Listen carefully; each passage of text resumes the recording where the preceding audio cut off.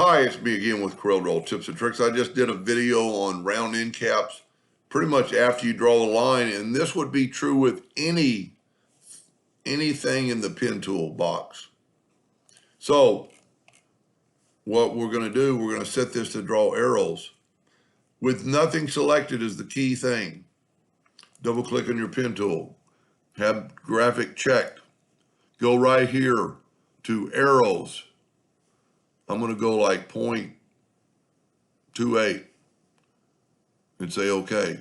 Then when I draw these ellipses and Control D, holding down the shift, bring it in, Control D, we'll borrow the same triangle from earlier.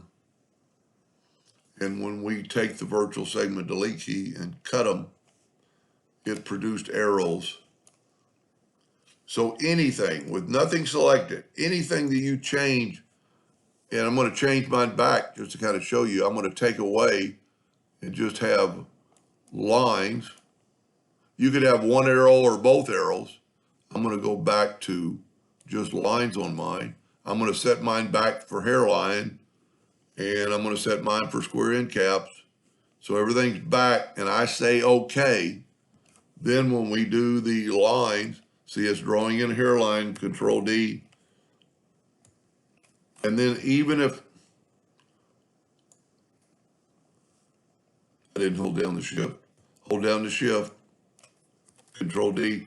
Now we can make these lines thicker. Now, grabbing them all and go 0.28, we can bring in our triangle and we'll use a virtual segment delete key. And you can see now we're back to normal. It did not put the arrows. This could be pretty useful if you were doing a lot of things. Now the arrows are dependent on what size your line is. So if you go too big, they're going to do that right there. Anyway, I hope that helped a little bit. Thank you for watching.